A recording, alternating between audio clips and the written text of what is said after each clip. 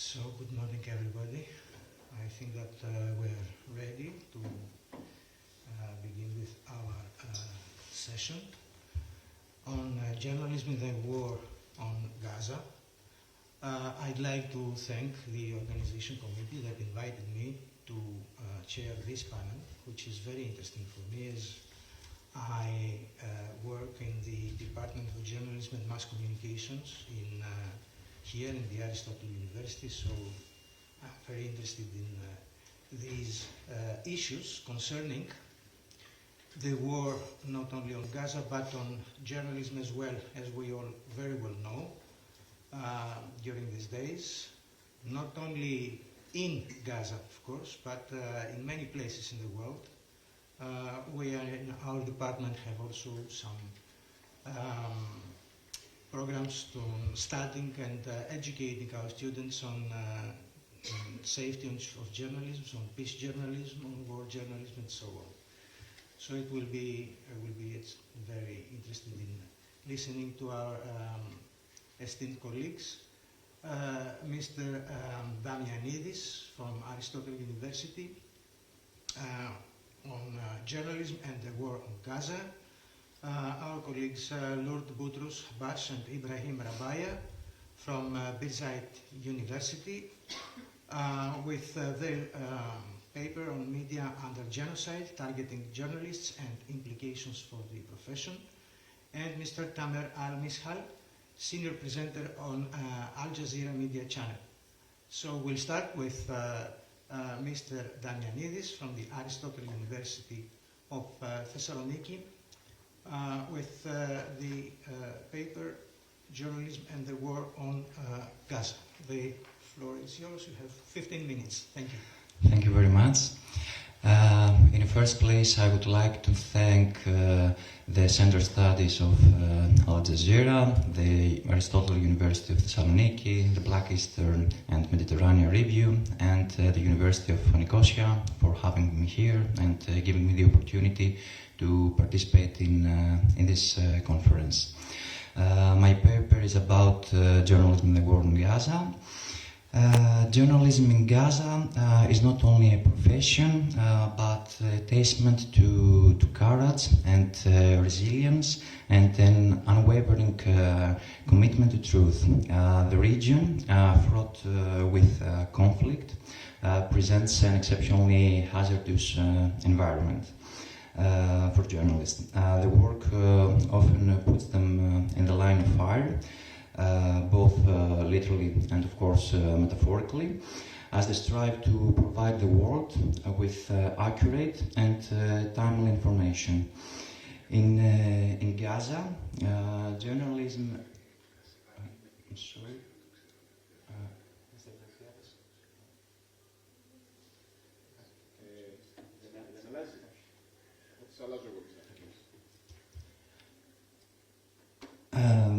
In Gaza, journalism serves as a crucial lifeline to the outside world. It is a tool for transparency, a voice for the voiceless, and a mechanism for holding power to account. The work of journalists is indispensable in documenting human rights abuses, providing updates during military conflicts, and shedding light on the day-to-day realities of life under siege. Despite the indispensable nature of their work, journalists in Gaza face numerous obstacles that hinder their ability to perform their duties safely and effectively. To the next slide. Journalists in Gaza confront a myriad of challenges, including the physical danger, the ongoing conflict between Israel and various Palestinian factions has made Gaza one of the most dangerous places in the world for journalists. The risk of injury or death from airstrikes or ground invasions and crossfire is ever present. In addition, we have the lack of resources. Many media outlets in Gaza operate with limited resources, make it difficult to maintain the necessary equipment and infrastructure for safe and effective reporting. Journalists also often face pressure from various entities, the ruling authority in Gaza, and other militant groups. This pressure can manifest as censorship, threats, or actual violence. Moreover, we have the movement restrictions imposed by Israeli authorities, severely limit journalists' ability to cover events comprehensively. Journalists target newsrooms destroyed, internet and electricity cut off, foreign press blocked. Since the start of the war in Gaza, Israeli forces have methodically destroyed the Palestinian territory's media infrastructure and stifled journalism. Since the first bombs fell on Gaza on the morning of 7th of October 2023, the right to information about what is happening in the Palestinian enclave has continued eroding with its passing day as the Israeli army's media blackout continues. Meanwhile, Israeli authorities continue to close access in Gaza for foreign journalists.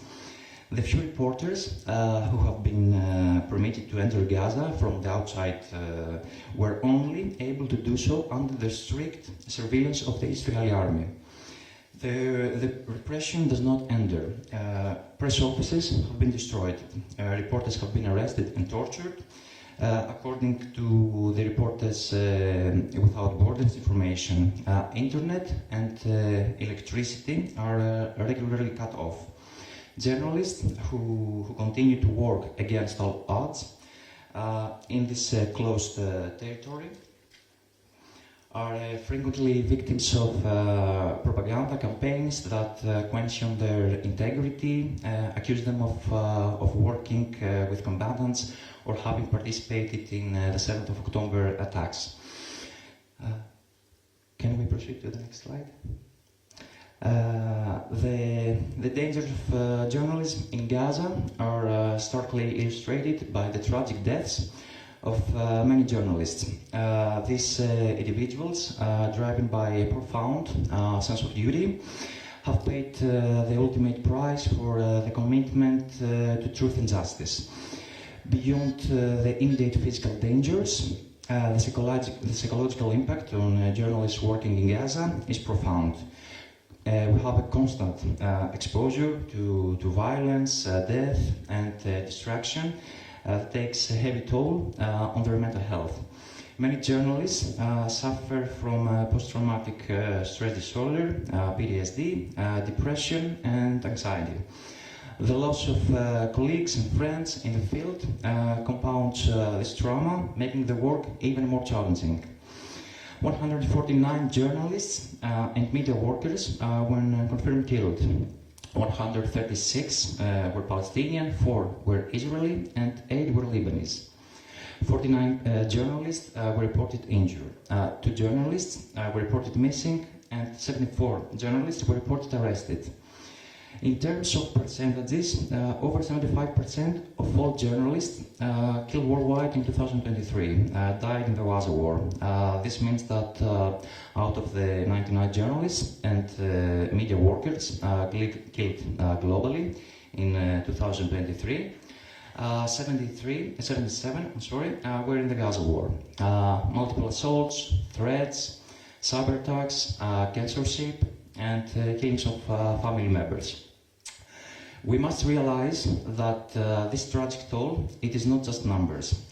Each of the victims has a name, has a family member, loved ones, and a story.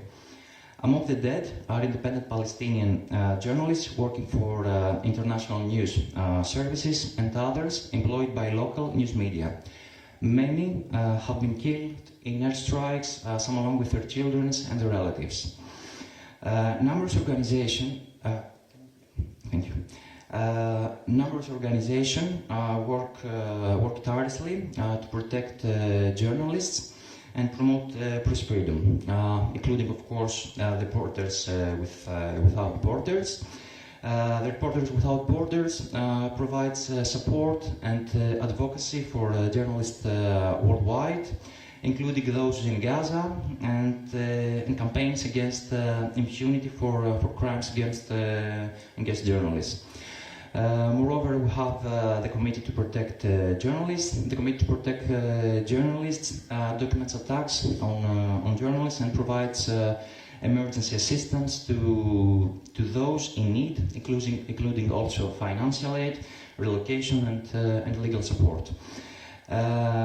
In addition, we have the International Federation of Journalists. International Federation of Journalists advocates for the rights of journalists, promotes ethical journalism, and provides solidarity and support to journalists in conflict zones.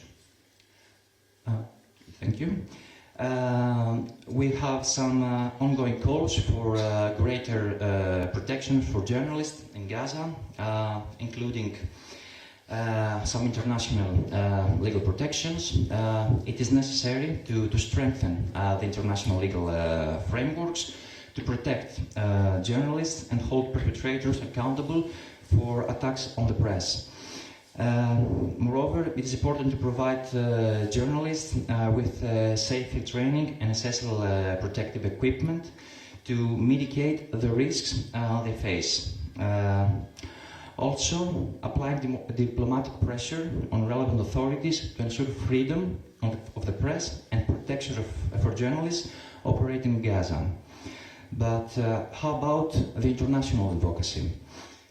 The international advocacy plays a critical role in protecting journalists.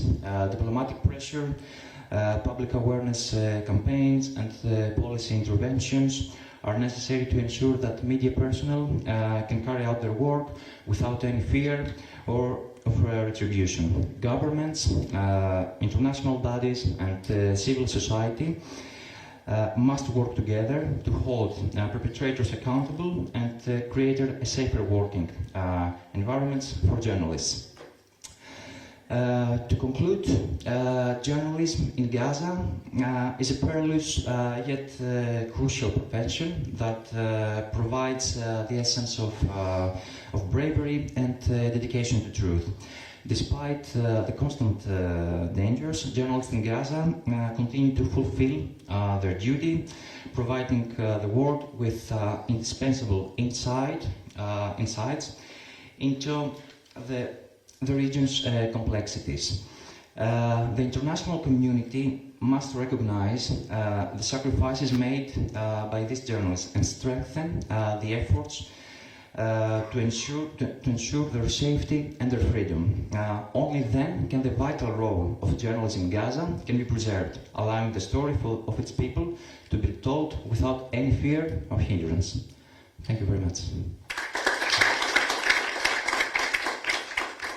So thank you very much for this very interesting, let's say, introduction to what is happening with journalists in this situation.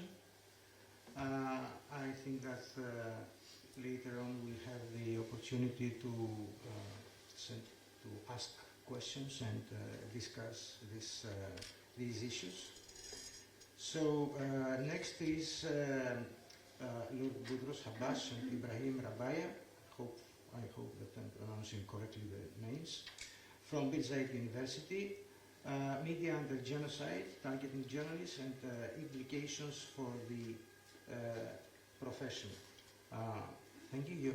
The floor is yours. Thank you for this important conference and for this very important session. Me and my colleague, Professor Lourdis Habash, are working on the sectorial genocide. We worked before on educide, the destruction of higher education, 2 papers and several sessions and conferences, and now we are working on media sector, and we believe that in this situation and in this genocidal war, we have different approach for destruction. Okay. So the intensive targeting for the media sector in Palestine is not new. It was before, and mainly since the Second Intifada 2000, there was an intensive targeting for journalists. Between 2020-23, there was 55 journalists killed in Palestine, and of course we know the assassination of Shireen Abu Aqli in Jenin before 2 years. Also, there was other elements of targeting, including preventing from war.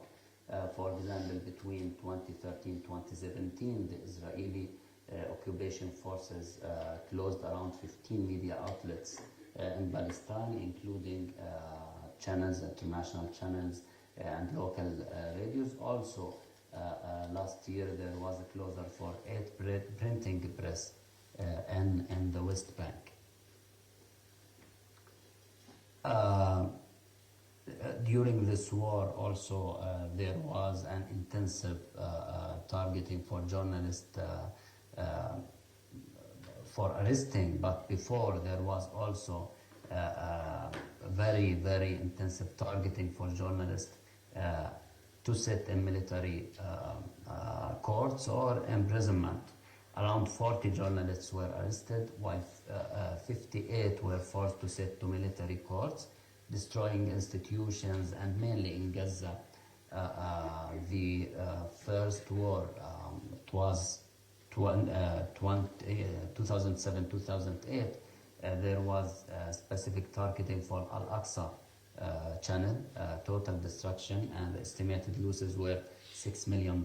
Before, there was also in the Second Intifada targeting for the radios, televisions, also the frequencies. Everything was targeted before. In 2021 also, the famous photo of Al Jazeera, the destruction of Al Jalal Tower, where was Al Jazeera office in Gaza and AP Middle East Eyes located.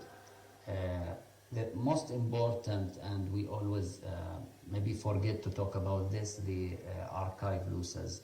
The Israeli forces raided media outlets in the West Bank, and they used to do so. Until now they are doing so, and they stole the archive of these media outlets, including international media outlets and its offices here in Palestine. Beside the destruction and the impact of destruction on such losses. In this war, what is different? We moved from intensive targeting to systematic targeting. We claim that this is part of genocide because it is systematic for the components of media sector, the human capital and infrastructure. In these 13 months, there is a total destruction for the media outlets and institutions, which were located mainly in the northern parts of Gaza. And now there is no media outlets and offices there in the northern parts. At the first moment and the early moments of this war, on October 7th, there was missing journalists, mainly Nidal Louhedi and his colleagues. There were 4 colleagues with no news about them, and after 10 days of the war, the media sector lost 11 journalists. They were killed and 20 injured. Beside this intensive destruction for the outlets, 50 local and international media outlets were targeted by complete or partial damage. These are our colleagues from the first day, Nidal Louhedi About the killing, we have many numbers and different numbers from different sources, and this is understood because the situation on the ground in this genocidal war is complicated in Gaza. The numbers of the Palestinian Journalists Syndicate says that we lost around 180 journalists killed. They are 10% of the total journalists in Gaza. The injuries also 360 detainees, 57 from West Bank and Gaza. These are who are staying until now in the Israeli prisons, but the total number since October 7 is 135, and the destruction, the number said 88, but in a recent study from BGS and supported by UNESCO, the number was 93 outlets destroyed. Other numbers comes from the IFJ, the CBJ, but this is understood because first the criteria is different sometimes, and the timeline is different, and also the access to data on the ground is different between these three players. These are photos of some of our colleagues from Gaza, the Shuhada. In the West Bank, the journalists and media outlets are targeted and still targeted by increasing restrictions on speech, mainly on social media platform, and many decrees from the Israeli military forces and authorities in the West Bank restricted the speech with monitoring on the social media, and the IOF, as I said, have arrested around 132 journalists, many of them due to the freedom of speech on social media, and also they closed many local and international outlets here, including Al Mayadeen and Al Jazeera. This photo in the background from Al Jazeera, and our colleague Tamer will talk about Al Jazeera because I think the story of Al Jazeera in Palestine says a lot about the systematic targeting of the Palestinian media in general. There was also, as I said, the early assessment which was presented last week in Ramallah here. We are talking about a survey for around 1,710 journalists and 103 media outlets in Gaza. And these are some numbers from this assessment. 66% with no job stability. They have even limited contracts or freelancers. 31% lost their jobs during the war. Recording in progress. 66% lost their jobs due to the institutional destruction or displacement. For displacement, 67% were in the northern governments before the war, and now of the journalists, the total journalists, and now we are talking about 71% are located in Al-Wusta and Khan Yunis. They were forced to evacuate from the north, and 90% of the journalists lost their houses by partial or complete destruction. For the destruction of outlets, as I said, 93% of the 103 media outlets are totally destroyed, and this is because of most of these outlets were in the north, mainly in Gaza city.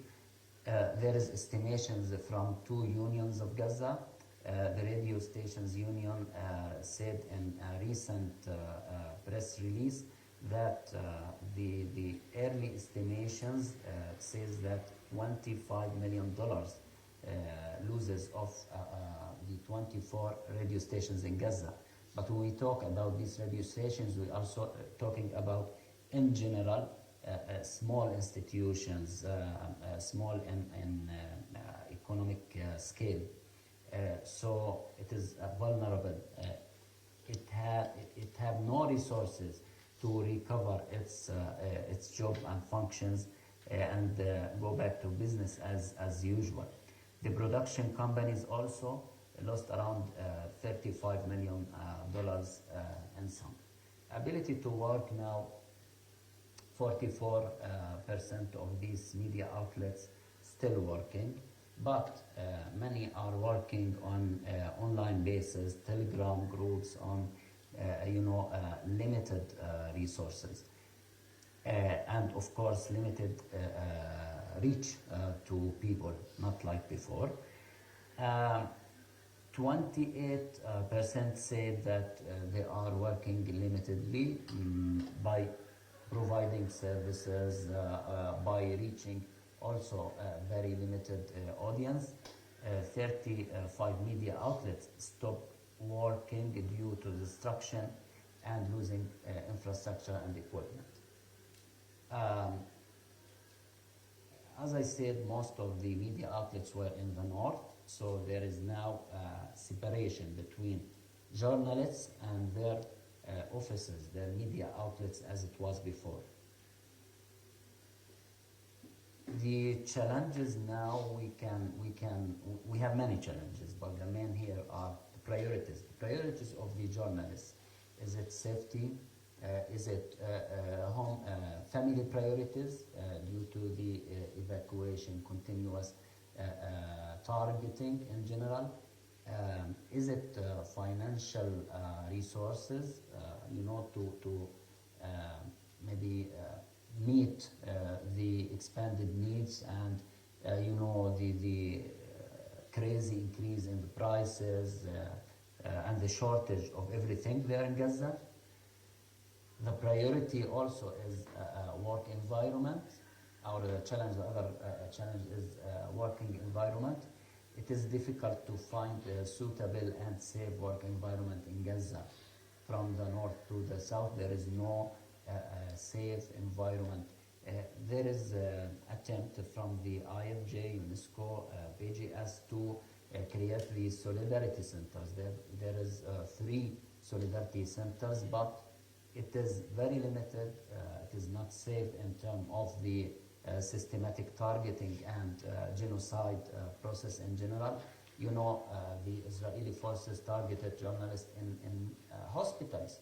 So even these solidarity centers offer and achieve the minimal work environment and instruments that our colleague in the previous presentation was talking about, electricity and communication. There is some access to this here, but it is difficult to say that this is safe working environment. Protection is very important, and we are not talking about protection from only the Israeli attacks. The protection, the economic protection, the professional rights protection, mainly for freelancers. There is a need now for photo and media productions which comes from Gaza. There is many freelancers works there, but with no protection for their rights, financial rights, and also intellectual property rights. We need to work on this, and I think this need to be supported from outside Palestine and Gaza. Media outlets, what are their priorities? The priority is to restore the outlet as it was before, or to work with the existing context and situation. The priority is to offer salaries or to find new opportunities. This is for the owners and managers of these outlets. And as I said, for local outlets, they had before limited resources, very limited resources.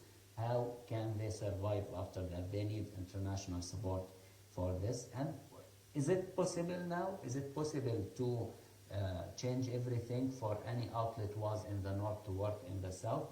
And the losses in equipments, for example, cannot be restored because there is no import, there is no access to any international sources for this. So here's Could you some please, in about 2 or 3 minutes, conclude your no, I'm presentation? concluding here. Yeah, Thank you. I'm concluding here. There Okay, is an thank you very urgent much. need- Yeah, there is an urgent need for national and unified mechanism to relieve media sector in Gaza. Such mechanism is important to have a clear and updated need assessment with dynamic prioritization because everything is changing dramatically in Gaza. There is also urgent need to a protection mechanism for the labor rights. A field assessment is needed. However, the ongoing war and the ground limits such ability, and the construction process need to focus on the national ownership on planning and the construction in general. The recent suggestion is to create an international fund with the UNESCO to reconstruct and relieve and rehabilitate media sector in Gaza. But the most important thing is to rely and depend on what the Palestinian media needs, because as the previous presentation mentioned, it is not only media, it is not only profession, there is a national role for media and journalists in Gaza. Thank you. Thank you very much. This is certainly one of the important dimensions of what is going on in Gaza. The idea about journalism genocide is also a very interesting one. We should discuss about it. Also in the international fora should take account on this situation. I would like now to give the floor to Tamer Al-Mishal, senior presenter on Al Jazeera Media Channel. Thank you. Thank you very much. I'm very happy and honored to be with you today in the Thessaloniki University. And thanks for the organizers for this important issue while we are witnessing this genocide on Gaza. And it's very important to share the ideas and the experience, and also the call for the Palestinian journalists for protections. Yes, I'm a senior presenter at Al Jazeera, presenting an investigation program on Al Jazeera channel, but before that I was the Gaza correspondent for Al Jazeera in Gaza for 8 years. I covered the wars in Gaza 2008, 2012 and 2014.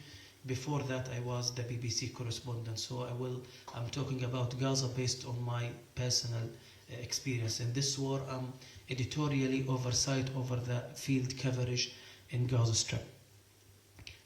So as you heard and witnessed, there are different numbers of our colleagues who have been killed, but based on the latest statistic comes out of Gaza this morning, the number of Palestinian journalists who have been killed in this ongoing war, 190 journalists and media activists. So 190. Today is the day of 419 days on the Gaza war. This means that in 2 days of the war, there is one journalist being killed. So this is the highest number of journalists who have been killed in any war zone in the current history. And the total number of the journalists who have been killed in the Second World War and Vietnam War and Korean War and the Russian War is less than the total number of the Palestinian journalists who have been killed in Gaza in 1 year. So for example, in the Second World War, which was for 6 years, we witnessed 69 journalists. In Vietnam War, which was for 20 years, 63 journalists. In Korean War, for 3 years, it was just 17 journalists. In ongoing Ukraine-Russian war, which was started 2022, we just witnessed 17 journalists. But in Gaza, in 419 days, we witnessed 90 Palestinian journalists. Gives you the difficulties and the sacrifices have been done by the journalists and by the Palestinian journalists. My colleague mentioned that 4 Israeli journalists have been killed. This is very important to mention.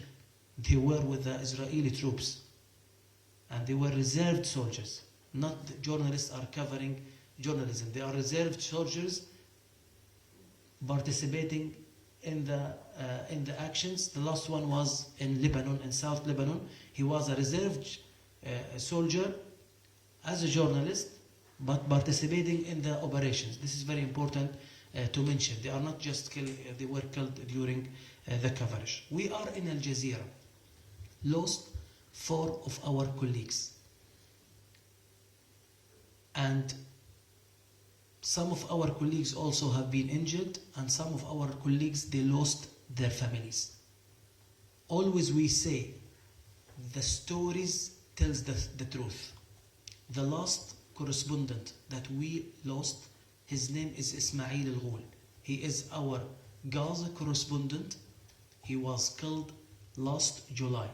When they hit the car by the drone, after his coverage, he was with his cameraman, killing him and killing the cameraman. And also, we lost our cameraman last December. His name is Samer Abu Daqqa. Samer was with our correspondent Wael Al-Dahdouh in the south of Gaza Strip, covering an area. They hit the team by a drone and he was left for 5 hours bleeding. We contacted all the concerned parties to guarantee the safety, to send the ambulance to the place to save him. Unfortunately, the ambulance reached him after he passed away. So this is an example of what we are facing as our crews, our staff and our colleagues on the ground. I will mention you a name of our, currently we are facing the difficulties to evacuate our cameraman. He was injured 4 weeks ago. His name is Fadi Al-Wahidi. He got a bullet in his neck, paralyzing his arms and legs. And he left in Gaza with no treatment because nowadays no hospital is ready to deal with such injuries. For 4 weeks we contacted all the concerned parties. Please, he is injured. He doesn't have any treatment in Gaza. We need to evacuate him to save his life. They said, you need a coordination with Israeli occupation forces. This coordination until now is not being done, despite all the calls from UN, from all the governments, from all the institutions. But until now, up to this morning, before I come to you, following the updates, we still saying we need the final approval by the Israeli occupation forces. So, the Palestinian correspondents, the Palestinian reporters, the Palestinian journalists are being killed, and even the one who is injured, he is suffering to be treated. And as my colleague and Dr. Ibrahim mentioned regarding the people who have been arrested, we have tens of Palestinian journalists have been arrested, and unfortunately, no any following up by any human rights organization to take care about their lives, about their situation. So the situation is really very difficult. So the Israeli occupation forces from day one, they closed all the borders in front of the international journalists. Gaza is the only war zone in the current history is closed in the faces of international journalists. So for now, more than 1 year, we didn't witness any coverage on the field by any international journalists. So Israel closed the borders in front of the international journalists to come into Gaza for one reason, as we believe, to kill the truth, and doesn't let the truth and the reality to come out of Gaza. If you care about the professionalism, about the credibility, about documentations, and giving the ideas and giving the audience the choice to hear from all sides, you have to open the borders for international journalists. But until now, it has been closed. And unfortunately, we witness a lack of a pressure on the Israeli occupation forces to let the international journalists to get into Gaza. The crimes in Ukraine has been documented by international journalists who has been the access to go to Ukraine, and therefore Israel know if they open the borders, the story will be different. Therefore, the closure was systematic and deliberate to kill the truth and doesn't let the truth and the fact and the reality to come out of Gaza. After they close the borders, they start a systematic campaign to killing the journalists and threatening them. I will give you the example of our colleague. His name is Anas al-Sharif, our correspondent in north of Gaza Strip. We are in Al Jazeera, the only international media channel have a based team in Gaza Strip covering from north to the south. We have 100 crew, cameramen, producers, and reporters covering for Al Jazeera English, Al Jazeera Arabic, Al Jazeera Live Service, and Al Jazeera digital media platforms. Our correspondent, he's the only correspondent in north of Gaza Strip. He's for more than 1 year. He's the only one documents what is happening there, the crimes. Especially in nowadays, we have an increase of crimes and genocide in the north of Gaza Strip. Anas al-Sharif, he received a call by the Israeli intelligence officer. He called him, saying to him, we know where you are now. Stop the coverage and leave with your family to the south. Stop the coverage. We know where you are. And he mentioned the hospital where he is working. And we do have the recording in Al Jazeera. Anas replied to him, this is my right. I'm a journalist. I will go on and continue my coverage. This is my basic right. And I will not stop the coverage. What do you think was the reply by the Israeli occupation forces? A few days later, an Israeli jet hit his house, killing his father. So this is an example of what we are facing and what the Palestinian journalists are facing on the ground. So they threat you to stop the coverage. If not, they kill you or target you. And nowadays, they started a campaign against the Palestinian journalists, accusing them and fabricating accusations against them that you are terrorists. For example, when they killed our correspondent Ismail al-Ghul in Gaza City, few days after the killing, they want to justify the killing. They said Ismail is a terrorist. He is not a journalist. Ismail himself, with his cameraman who was killed with him, a few months before the killing, just 5 months before the killing, he was arrested in a Shifa hospital. When the Israeli occupation forces invaded the hospital, he was arrested and investigated, and they released him. If he's a terrorist, why did you release him? So, justifying the killing of the journalist is another crime against the journalists. Finally, I heard by the previous speakers and colleagues what is needed. What is needed? The most priority to stop the war. To stop the war, this will save the journalist. As the war continues, we unfortunately will witness losses of our correspondents, of our reporters, our brave journalists. Because what we are witnessing in Gaza is a systematic targets to the freedom of speech against the journalists, against the reporters, and unfortunately, as the war goes on, we are expecting more crimes and the crimes against journalists. So the first priority to stop the war. Second, to support. Most of you are colleagues and students in journalists. You have many colleagues are students of journalism in Gaza for more 1 year. They don't able to join their classes because the universities have been demolished and have been destroyed. But they are in a great need for help and for trainings, for supporting them. Even by words, they are in a great need to support their work. Those are the brave people nowadays, the brave journalists during the current history, those who are despite the poverty, despite the struggling of getting the food, despite the systematic targets against them, despite all the sacrifices, despite all of this, all of these difficulties, they are determined and committed to go on and keep the coverage and keep the documentation from Gaza, and to tell everyone outside Gaza the truth.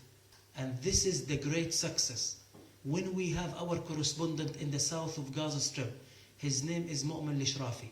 He lost 22 of his members, including his father, his mother, and his sisters and the brothers, around 8 months ago. And we couldn't able, even until now, to get their bodies from under the rebels, because no capabilities. And despite that, he appears every day live from south of Gaza Strip, covering from that. By all these examples, we be sure that despite all these difficulties and sacrifices, we believe the truth and the credibility and the journalism and the freedom of speech will win in the end. We believe the occupation will not win, and any force cannot win this battle against the journalism and against the freedom of speech.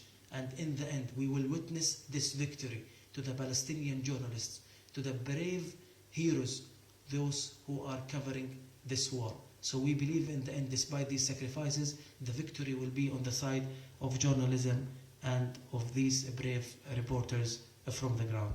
I thank you very much, and I will be open for any questions about what's happening in Gaza. Thank you very much.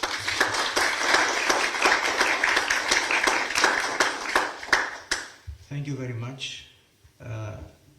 Your presentation reminded me of a student we have in our department who has been blocked in Gaza, and he cannot come back. He cannot attend his classes. We don't have any contact. We don't know whether he's still alive or not.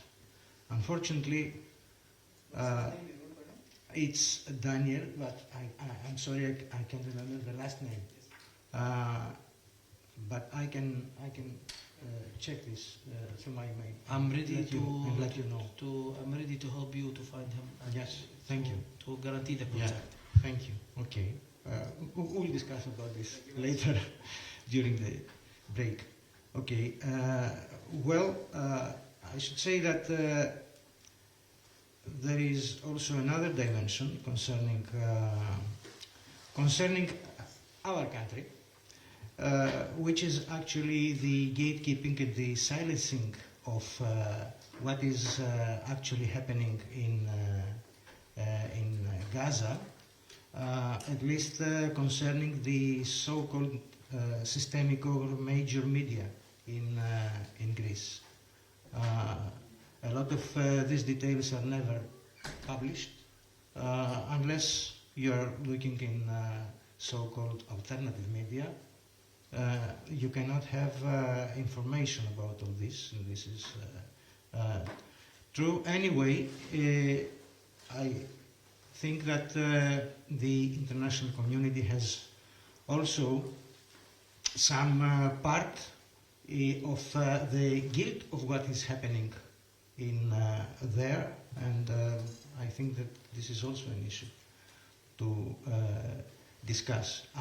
I have a question, and then I will ask the audience to ask any questions and start the discussion. The audience that is online may raise hands, so to also to give them the opportunity to ask questions or say anything that they like on these presentations, these very interesting presentations. So my question is that, so that if I understand it correctly, the difference between the Israeli journalists who have been killed there is that they are also actually soldiers, not civilians. Is this the case? Yes, this is what we witnessed. Yes, this is the case that the Israeli journalists, they are reserved soldiers. So they were with the Israeli troops during the battle and the operations in Gaza or in South Lebanon. So they have been killed during these operations. They were wearing the uniform of the Israeli occupation forces. So it's like a military uniform. And I will give you an example. And this is published by Israeli media, not by Al Jazeera or not by Arab media. 2 months ago, a famous Israeli reporter has been taken to the south of Lebanon with Israeli troops as an embedded journalist. And in the south of Lebanon, they were up to blow up a residential area full of houses, and the one who pressed the button, the Israeli correspondent. And he filmed that. He said, yeah, 1, 2, 3, I'm the one. So he pressed the, this is professionalism? This gives a sign that he's a journalist? So I want to mention that because we are following. When we talk about our correspondents and our reporters, the 190 Palestinian journalists who have been killed, they were covering. They were in the field. They were in their offices. They weren't fighting. And Israel doesn't publish any evidence or any sign that any journalist who has been targeted, he was a part of a military group or not. And I told you about the fabrication of documents against our journalists and against our reporters. And when we investigated these documentations and these documents and these fabricated evidence, we will be clear, it was fabricated. And I will mention the Washington Post investigation. It was last month. Israeli troops, they killed one of our cameramen. His name Hamza Wa'il al-Dahdouh, and another cameraman. And after they killed them, they published a statement saying that they were run on a drone and threatening our troops. We share all of the material of their filming with Washington Post, and they investigated the whole material, and they came out with an investigation confirming that there is no evidence that those cameramen, they were in a zone which was any existence for the Israeli troops, and in all the materials they didn't film any Israeli troops. The only filming they have done, it's a filming of a house in a residential area, in a civil area. It has been hit by the Israeli jets and causing a massacre in this house. And the victims of this house, all of them are civilians, children and women.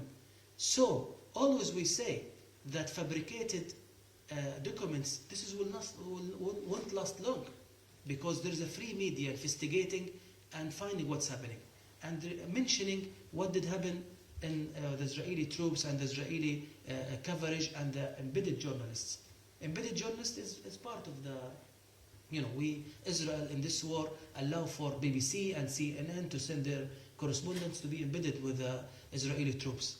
But in the time that they allowed for the international journalists to be embedded with their troops, they don't allow them to be freely move on the other side. And this is a point against the international media. We witness a lack of a pressure on the international media, a lack of credibility, a lack of balanced coverage. In the time you accept to be embedded with Israeli troops, you have to put the pressure to go to the other side. I can't accept, I'm ex-BBC correspondent in Gaza.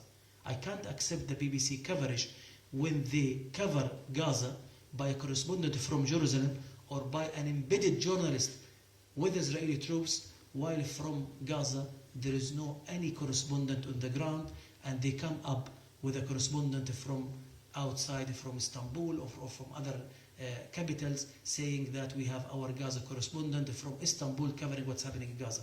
Do you think this is a balanced coverage? Why you don't put the pressure on Israeli to let them to open the borders for international journalists to get into Gaza? And if they refuse, you have to mention in each bulletin, in each news coverage, that we are banned to cover from the other side. This is a professionalism, but unfortunately, we witness a lack of professionalism, a lack of balanced coverage, and this is shame on any international journalism who are seeking for professionalism and for balanced coverage. This is what we call balanced and professional coverage. Well, thank you. Questions, remarks, or anything on this? Yes, please. I have a question. Should I turn on my microphone? Yes, you should turn your microphone so people who are online also can hear you. Yeah. I have a question regarding,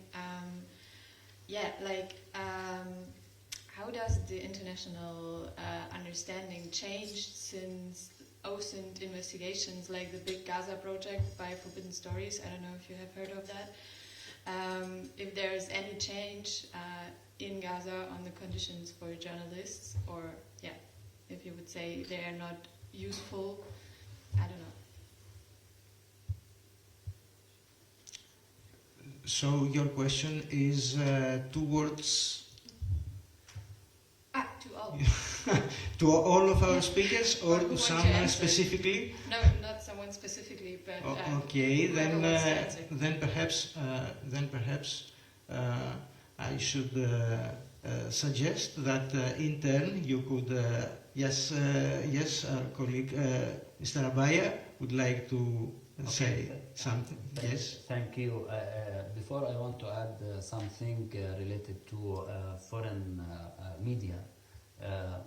There was around 139 requests from foreign media to enter Gaza with no response from Israel, and I agree what our colleague Tamer said, that there is no proper pressure, there is no understanding from the mainly political players who can make change on the ground for the balanced media coverage. On contrast, they used media maybe in the first month, 2 months of the war selectively, mainly the politicians all over the world in their narratives. But for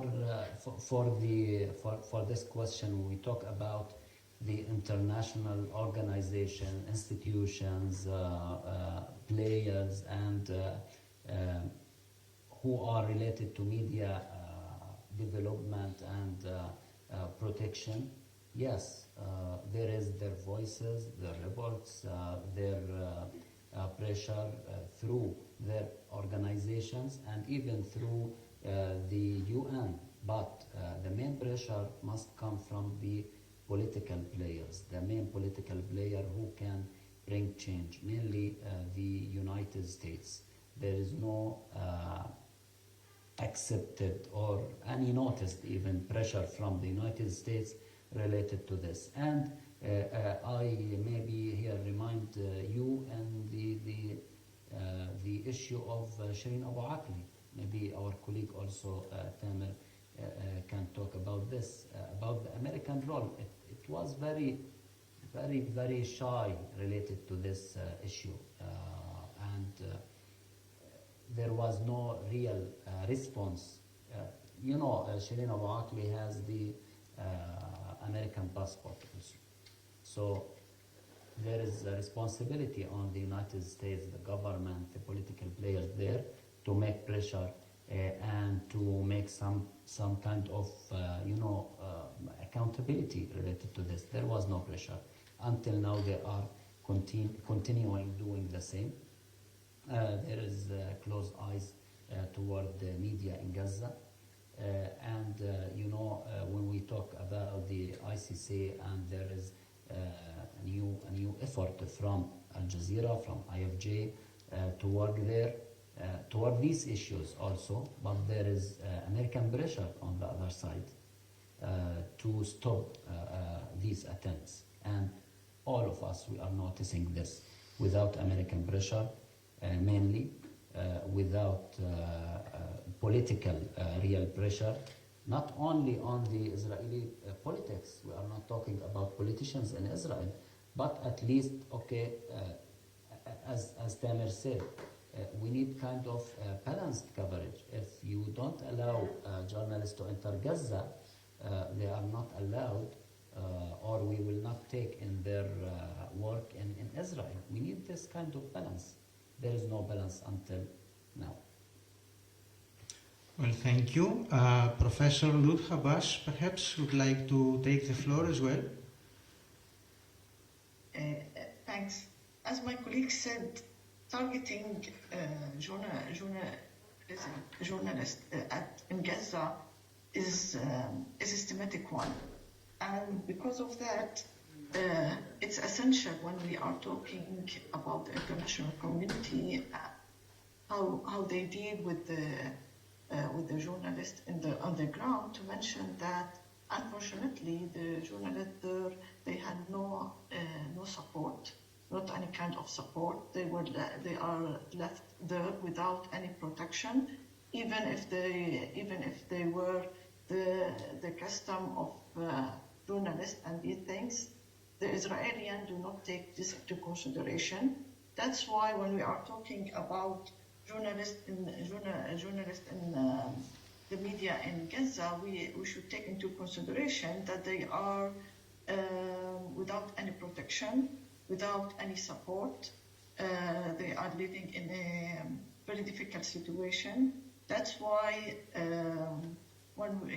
the number that my colleague have shown, I think the number are mostly than what Dr. Ibrahim have showed us, because most of them, a lot of them, we lost connection with them, and we have also people who are working as freelancers, so we don't know if they are still alive or not, because the priority now, and this is one of the difficulties that Dr. Ibrahim had mentioned, that the priority is to keep alive.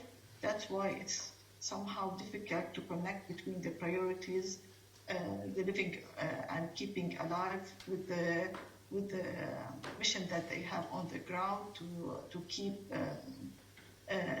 talking about Gaza, especially in this difficult situation. Maybe, Doctor, I can add one point in less than 1 minute. Yes. Thank you. There was a report by Human Rights Watch talking about Lavender, which is AI application.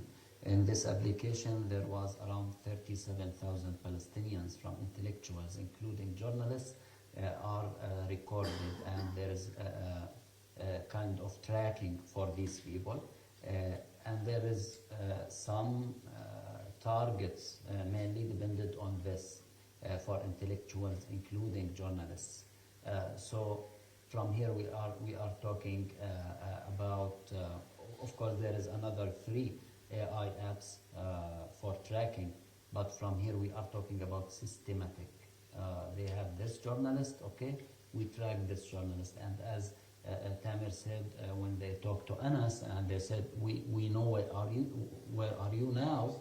Yes, because they have the tracking system for this, not following only his coverage.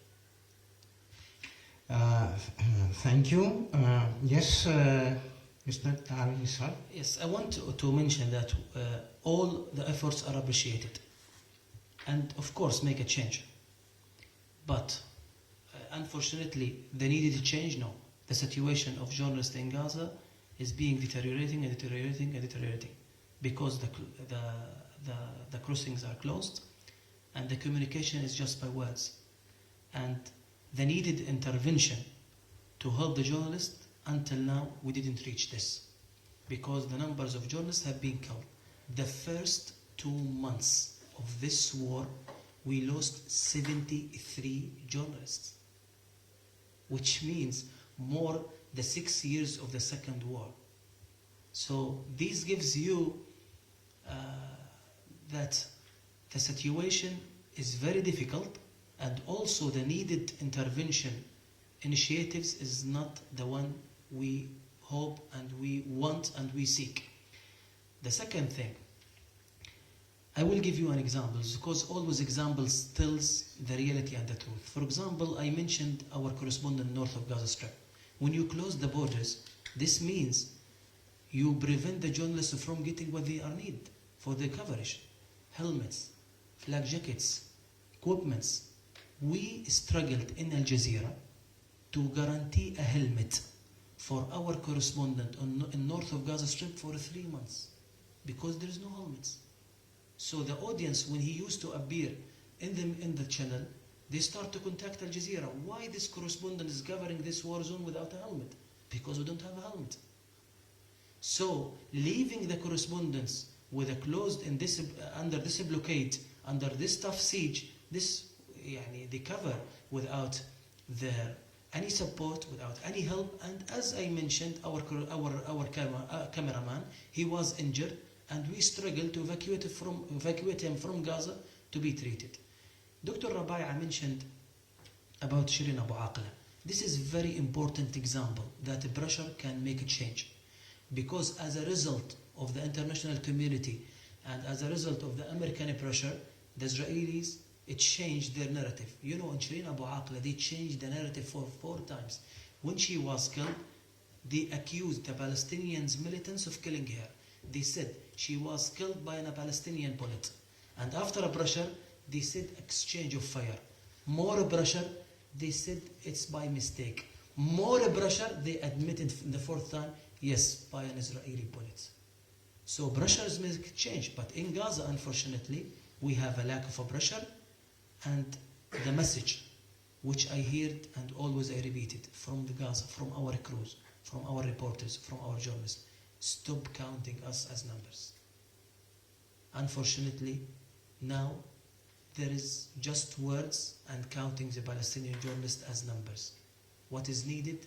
An urgent, serious intervention to stop this genocide and to stop these war crimes against journalism. Thank you. Dr. Danianidis, would like to take the floor also? Thank you. Yes, thank you very much. I would like to add to this remarkable conversation that the journalists, when they cover this tragic war, these tragic incidents, they die a million times because they live the situation, and we must not forget that they also, except from the work they're doing in the field, they're having a family, and so it's terrible to handle a war, to handle a war, and also to be there regarding your family. One significant thing that I would like to recommend is that if also our colleague would like to say something about that, is that I've read an article, and it was mentioned that when they're talking, the journalists in Gaza, they do not send messages like how are you doing, how's your day. They're saying, are you alive? This is the first message they receive each other, to see if he's in the field, if he's okay, if he needs anything, because as the colleagues have mentioned, there is no food, there is no resources, no helmets, no vests, no metal jackets, so it is extremely hard for them to live in these conditions. Thank you very much. Any other questions, remarks, please, from the audience? From the online audience as well.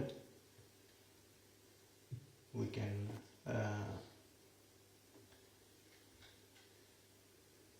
I must say that when I heard you describing the tactics used and the story changing, that reminded me of some of incidents with Greek police against civilians and journalists as well.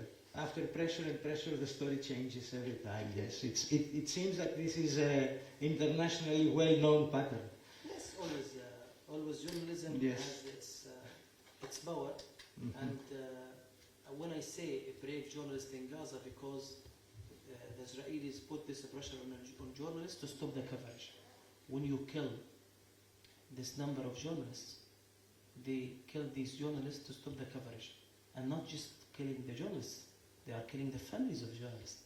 Our bureau chief in Gaza, they hit his house, killing his wife, his 2 children, and his grandson. So this gives you the example that they put a pressure, and they come up in their channels saying, we know that in this place the family of Al Jazeera correspondent. So when I give you this example, and thanks for Doctor when he shared the ideas, are you still alive? This is what we say. Yes, this is because every day we are contacting our crews and our staff and our colleagues, are you still alive? Because I will mention the starving. One of our colleagues that we managed to evacuate, he was injured, and we evacuated him from Gaza to Jordan. I was shocked when they did the first health check for him. You know the cholesterol rate, the normal cholesterol rate for any person is around 200. When they check him, they found him 100. This gives you a sign that this man, for more than 1 year, he didn't eat meat or eggs or chicken or what is needed.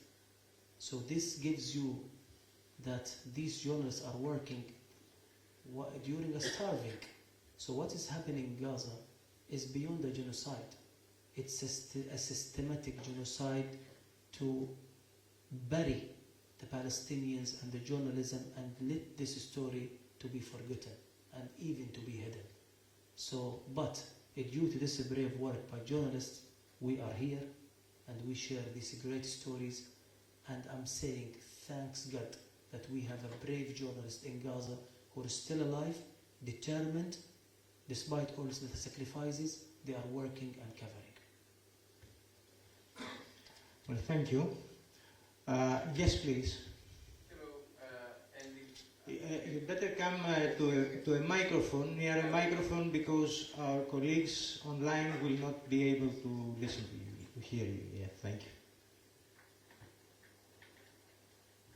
It's mainly a request for an assessment in the sense that we know it from the past, to be honest, but especially since the 7th of October, we've seen it in other cases as well, that there is a very much unprofessional bias, the coverage of the news in several war zones, especially though in Palestine, from international media and from the what is often called the systemic media, in any case for very big media corporations, very traditional ones. I would like your assessment about what is the situation now, not in the sense that much of how they cover the events, we more or less understand this also, but also if the shock from the genocide in Palestine has given rise to alternative voices which somehow are heard, if they are heard, in the rest of the world. My question eventually is, do you feel that after the 7th of October there is a rise of media which are alternative, maybe they're not traditional media, maybe they're mainly built on platforms like YouTube, etc. Does this have an impact, or still the traditional media corporations have the dominant role as they did in the past? Thank you for your question. I'd suggest that in 5 to 7 minutes, please give your answers, because we have exceeded the time. Yes? I would like also to have may I have a... Yes, yes, of course, yes. I have also a suggestion, which, because as we understand the importance of the specific session is very high, and it leads us also to the necessity of taking specific actions. A conference should have also this content and effect. And my suggestion would be, at the end of the conference, to prepare those who are more familiar with this issue, to prepare and to propose a statement that should be published by the conference, by the organizing and scientific committee, by all the organizing parties, with respect to an appeal for saving the truth and saving the journalists who are in Gaza. Well, thank you. Please let me give the floor first to our online colleagues, professors Habash and Rabaya. You have the floor. Thank you. Mainly, yes, there is a change now. Online platforms is taking more share for people mainly in Gaza and the West Bank. So, for example, in the checkpoints here in the West Bank, the soldiers check your phone, mainly for Telegram. For Telegram, if you have Telegram and you are joining maybe media channels, maybe you will get arrested for the content on media channels on Telegram. For the suggestion, yes, I appreciate this. I agree. Any thing is appreciated to support Palestinian media, but I think the most important contribution to unify the international interventions that try to support Palestinian media with one address. We suggest also UNESCO to work on this mainly to unify this support. As our colleague Tamer said, there is no ability even for Al Jazeera to bring the equipment, the needed stuff for the journalists there in Gaza. Now the borders are, there is a blockade, the borders are closed, but at the point when there is an opportunity to bring anything from outside, I think it is important to take this in consideration. To reach that point, we need a plan, we need a continuous assessment for the needs and for the situation in Gaza, continuous assessment, because everything is changing every day and every moment there, and we need a unified international platform for this. And again, we suggest UNESCO.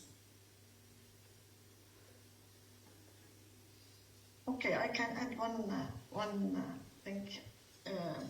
Because of the situation and what's happening on the ground, every minute you have things happening on the ground, killing, bombing, different things. So because of that, and in addition to the restriction on the media that the journalists are facing on the ground, the people are trying also to help and cover everything.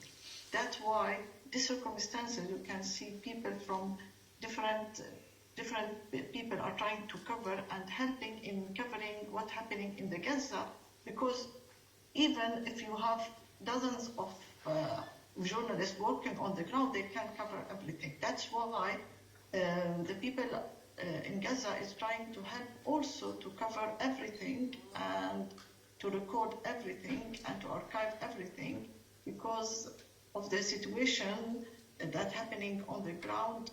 That's why I think that's why we can see many platforms and people are trying to cover and be. They are not professional journalism, but they, because of the situation, they are trying to be part of that sector. Yes, thank you. Yes, please. It's a very important question regarding the wider view about what is happening.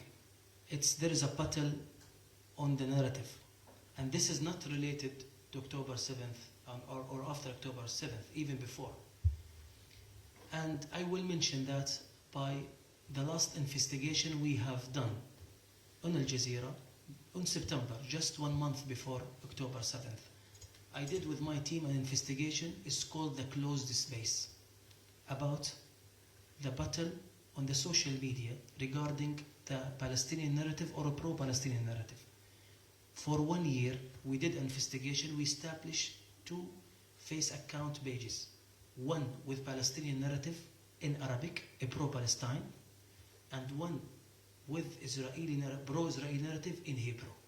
And we examined the Facebook and Meta procedures regarding these 2 narratives. For 1 year, we published. After 4 months, our Palestinian page has been removed after several restrictions based on you are not allowed to use martyr, you are not to use some kind of the names of Palestinian factions, even Al-Aqsa. This is a well-known, for example, Al-Aqsa Mosque. It has been restricted, this word, because there is a brigade, it's called Al-Aqsa Brigades. But we use, for example, Al-Aqsa Mosque. So because we use the word Al-Aqsa, it has been removed. Another example, for example, Shaheed. This is the Arabic word of martyr. You know, in this part of the world, in Bangladesh and in Pakistan and in India, the name Shaheed is very famous. So many Indians, they are not writing pro-Palestinians. Their accounts have been removed because of the names, because the word Shaheed is restricted. The pro-Israeli narrative in Hebrew, it is still for 1 year. Before we published and we aired the investigation, we closed it from our side because the examination has been finished. Despite we used pictures of settlers, kids being trained in weapons. It was okay. And even we got the chance to promote it with money, these posts. Even some kind of hatred posts. For example, one of the Israeli ministers, radical ones, he comes with a post saying, "Death for Arabs." We put this post and we had the chance to promote it. And settlers are celebrating of killing a Palestinian kid. It has been also posted with no problems. Then I got the result of our investigations, and I shared it with Facebook and Meta. And I met one of their members of board, and they formed a board to follow and to deal with the complaints. And I asked them, is this a balance? Is this a professionalism? Is this a credibility? Is this equality? And we are equals? She replies and said, okay, we will investigate this, but the questions and the discussion is not about this issue, so I want to end up this meeting and this interview. So this is what we are facing. So the battle about the narrative is not just related to what's happening in Gaza. Even before, it's a battle about the narrative. What is happening in Gaza is part of a wider issue, which is the occupation. There is Palestine and there is Israeli occupation. So this is always, we will ending up and start in the point that there is an occupation, there is people under occupation, and their struggle for freedom and for liberation and for seeking to find their state. For example, I'm in front of you as a journalist from Al Jazeera, but before that, I'm a Palestinian, was born in Gaza, for a refugee family. They were displaced from their homeland in a city called Asqalan, now is occupied by Israel, called Ashkelon. Despite all these years since 1948 of struggle and of suffering, I live on a hope to come back with my family, to live freely and to have my independent state, as anyone in the world has the right to have his independence and independent state. Finally, regarding to your question, it's very important, and we are in Al Jazeera in the preparation of launching a campaign, international campaign, under the title, Targeting Journalism is a Crime. and we are ready to share and to cooperate, and I'm with you. This is very important. Any initiative, any move, any appeal, any work to protect the journalist is needed and in a great need and should be urgent and fast. Thank you very much. Thank you very much, Dr. Damianidis, but please be very brief because we have already exceeded the time and the time of the break. Thank you. Yes, regarding the question, I believe that the alternative media are trying to present each and every word of the truth, but on the other side, the huge media channels are trying to silence every protest, every manifest. I mean, this is obvious. We can see it everywhere, and they want to silence the truth and the fair job of journalists in Gaza. We have to stand with their work, and in order to have each and every word spoken by the journalists. Thank you.